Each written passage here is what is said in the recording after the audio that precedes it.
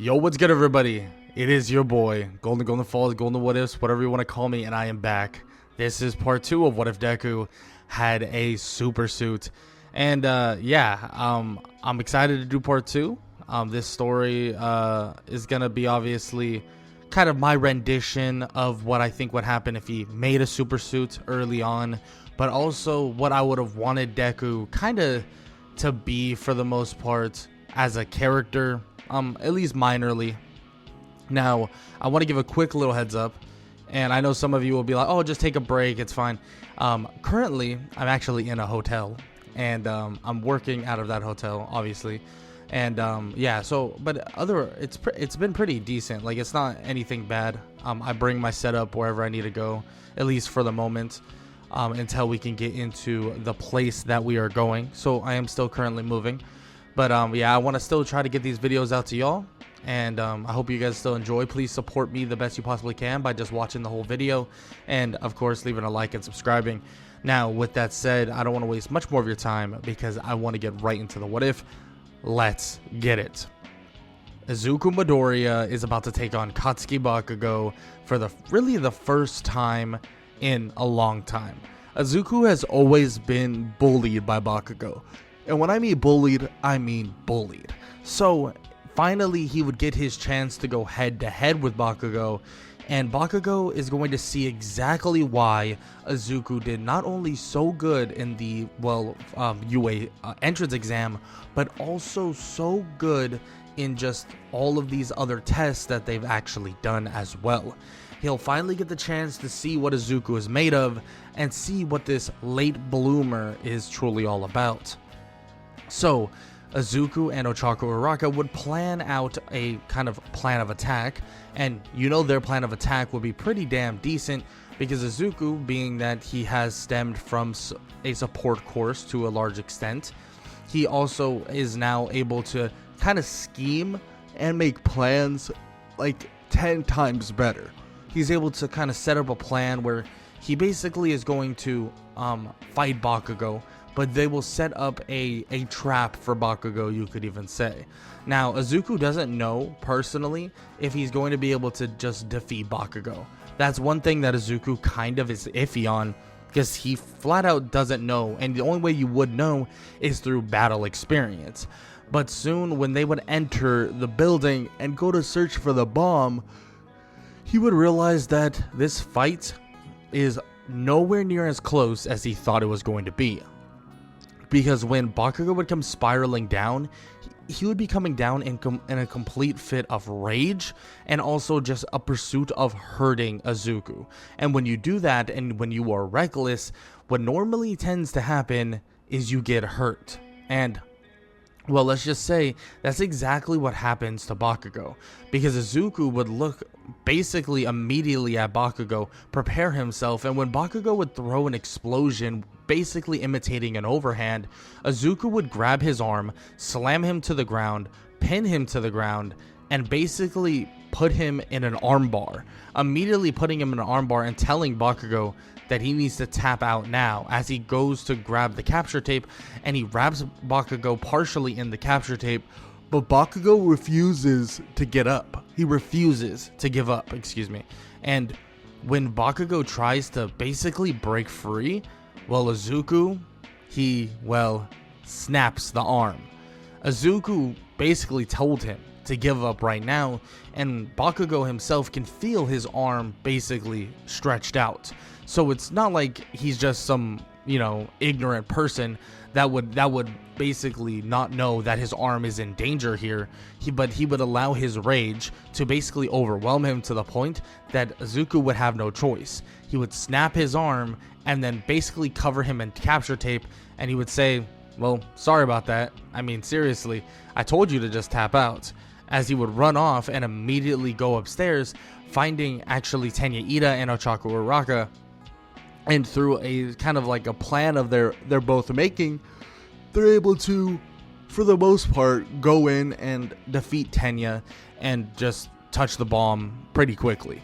Now, let's just say when they go back to All Might does say that they should probably try to avoid snapping limbs and or hurting a villain extremely badly. But Bakugo did also refuse to tap out and refuse to kind of give up, quote unquote. And a lot of villains, well, they won't give up. They will keep on trying and they will keep on pushing forward.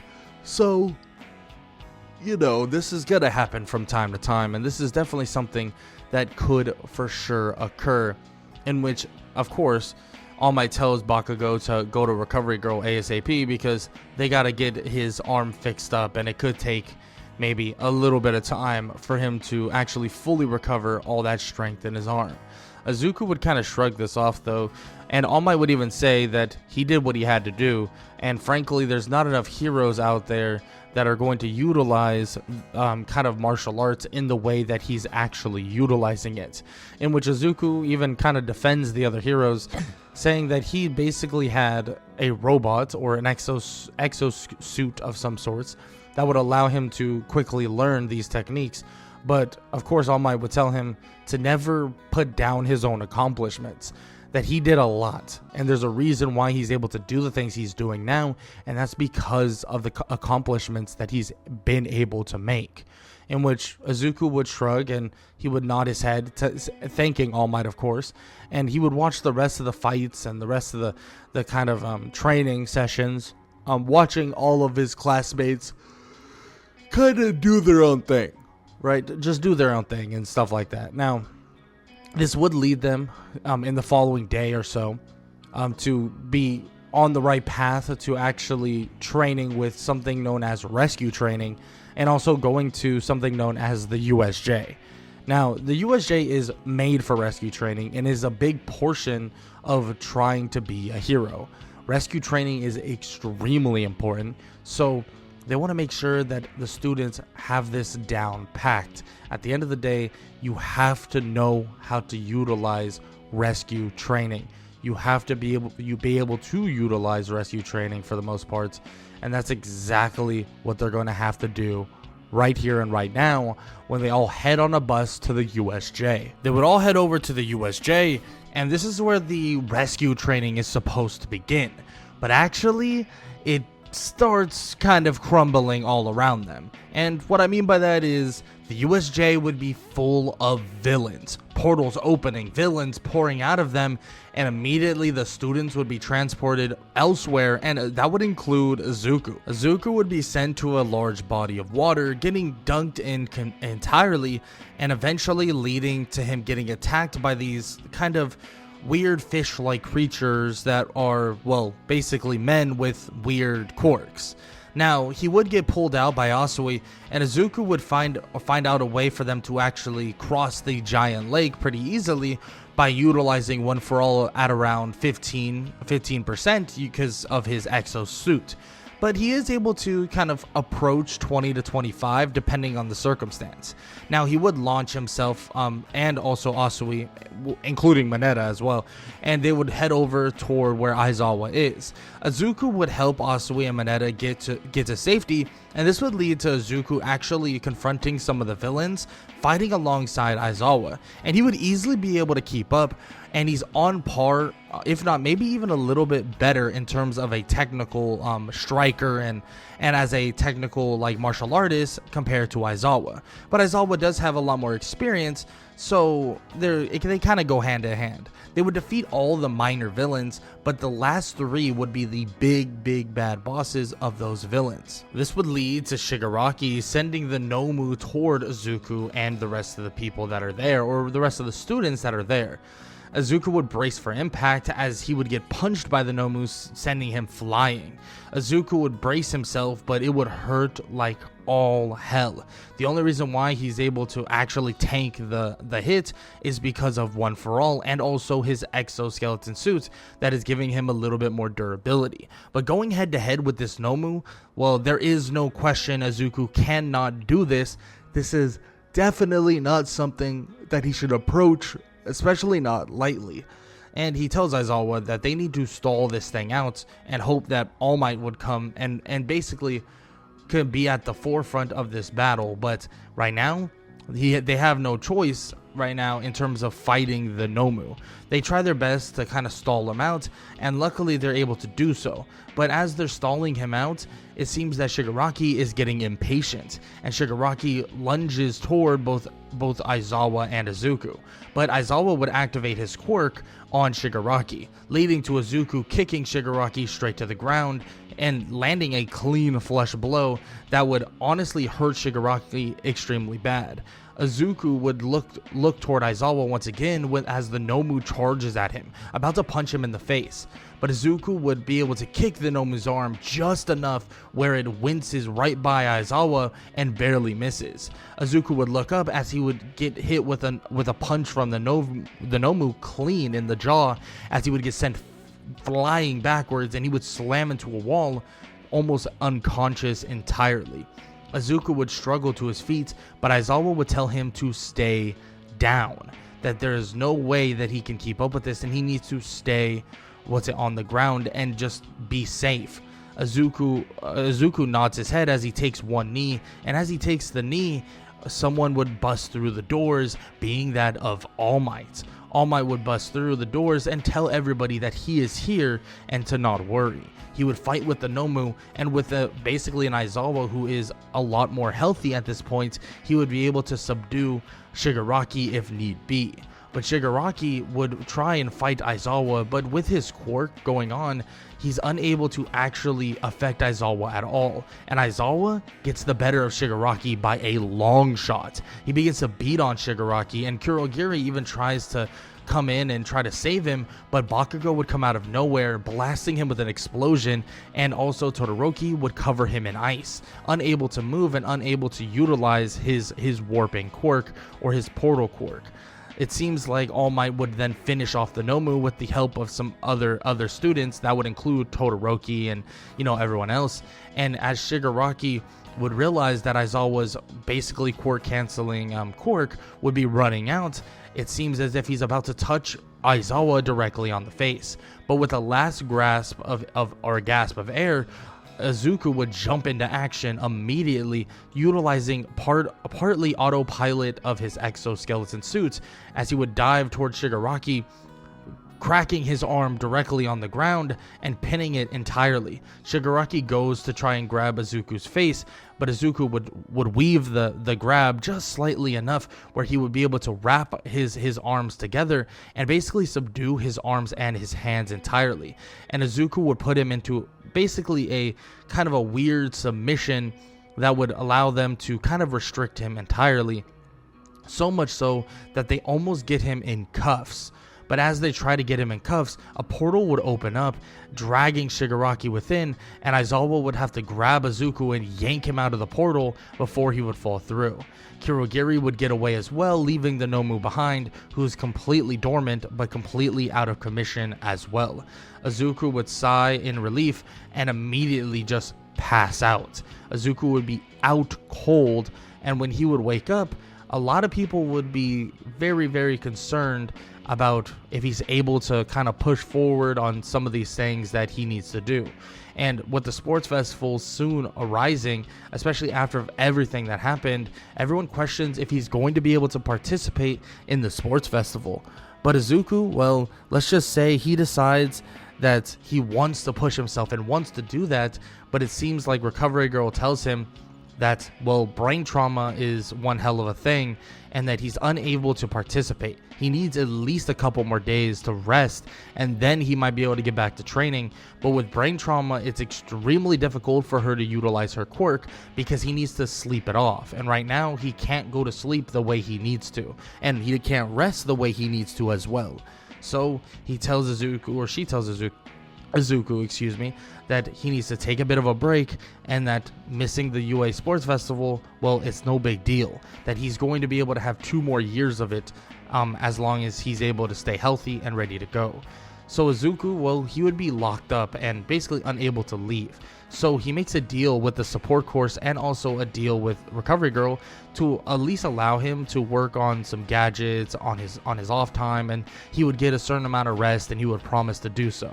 And he would tamper and tinker with his suit more and more, trying to help him and trying to give him even more enhanced abilities. And as he's doing this, well, Mei Hatsume would also work with him a little bit before the UA Sports Festival would eventually begin after a couple more days. But overall, Izuku would continue to work with his suits and continue to kind of prepare for whatever's to come. And he tries to make himself more durable. He tries to give his suit even more aspects that would allow him to basically utilize One For All at a higher level, but also utilize maybe any other techniques that are soon to come. Maybe to enhance his striking ability in terms of like kickboxing and stuff like that, or maybe even enhance his jujitsu skills that he loves using, at least in close range combat. Now, these are all things that he's been thinking about, but while he's tinkering, he is watching the sports festival and is kind of just taken back by everyone's abilities, but also extremely disappointed that he's unable to be participating. But he would get a pep in his step a little bit more when he would get information from All Might that he actually has his former teacher wanting to train him. So after the UA Sports Festival is all said and done and many things, are fulfilled, Izuku would go on to actually take on an internship with Gran Torino. And this is where his new training and his training of One For All goes to a totally different level, because Gran Torino can teach him how to utilize One For All, well, at least in increments, perfectly to a large extent. And on top of that, he's able to basically remind Izuku that he should never rely on the technology that he creates. Yes, utilize it to its best of its ability, make him the best hero possible, but you have to train your body as well. You have to train without it, work without it, and that's what he wants him to do. In which Izuku would do just that. He would tell him that for the next like 3 to 4 days, that's all he would do. Train without it, work without it, and all of the above. And he would get a large grasp on One For All. Like, so much so that he's extremely proficient in utilizing One For All, being able to utilize 30% even without the suit of armor, accelerating his training to a point that he never thought he would get to. And on top of that, if he utilizes the more advanced version that him and Mei Hatsume have been creating with the exoskeleton-like suit, he can now use 50% of One For All, giving him an amp and power that seems even comparable to someone like All Might, in which Gran Torino still tells him try his best to, especially in training, to not use the suit. Maybe split your training up, utilize the suit for a little bit, maybe 10% of the training, but the other 90% needs to be just complete hard work. The training needs to feel like you're hurting, you're in pain and stuff like that. Yes, the suit makes things easier, but the suit should only enhance, not kind of prop you up or make it be some sort of default or some crutch that he has to utilize and rely on entirely. In which Izuku nods and honestly completely agrees with this, and eventually Izuku would go out to go on a patrol in Hosu City with Gran Torino, and everything would go to basically haywire and go to shit really fast, because Izuku would watch as Nomus would come around, villains would begin fighting, and so on and so forth, everybody brawling and fighting. And one thing that is changed in this scenario is that he doesn't know about Tenya Ida. He doesn't know what's happening or currently occurring. So when he would come across an alleyway, he would come across that alleyway with Gran Torino, he would look down the alleyway and he would see somebody. He would see Stain with a sword in the back of Tenya Ida. Immediately, Gran Torino tells him to stay back, but Izuku tells him to not be foolish. That yes, he understands that he's a student, but he knows the strength that he holds, and he knows the capabilities that he has, that they need to fight together. They've been working together these last 3 to 4 days, and he knows that he can be comparable with Gran Torino's fight style. They can fight together without clashing. Izuku would pull something out of his bag, and Gran Torino would see that it's the exoskeleton suit, or basically his super suit, and he would tell him that he was supposed to leave that back, but Izuku would tell him that he needed to bring it just for in case of emergencies, that this right here is not training, this is life or death. He would slap it on his back as it would expand, and it would basically kind of create his actual hero suit. Lights would glow, and lightning would kind of spark off of it just a little bit, and Gran Torino would ask if he really had made that many advancements with that suit, in which Izuku would nod and tell him that it seems like it's time to fight, in which they would both go head to head with the hero killer.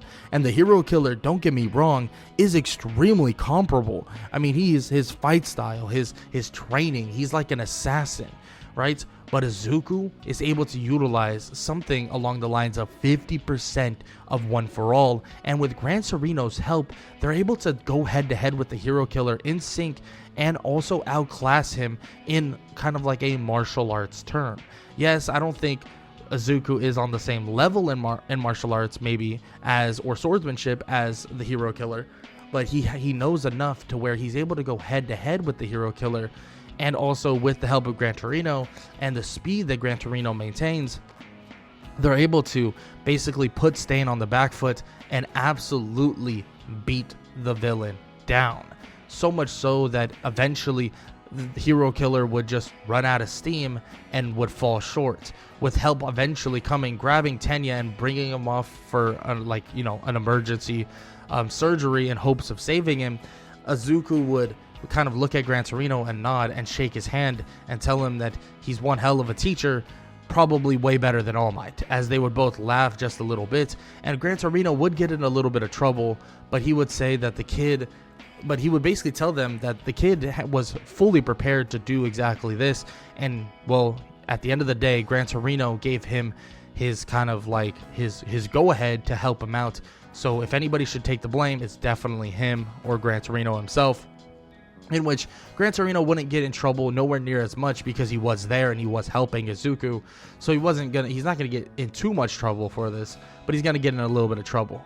But when everybody else would actually be forced to go back to UA, Izuku would continue working with Mei Hatsume, basically creating more and more stuff in terms of support, and Mei even starts working on different hero-like suits, and she begins to work on basically different super suits that maybe would be for somebody a little bit different and of the mindset of Izuku Midoriya.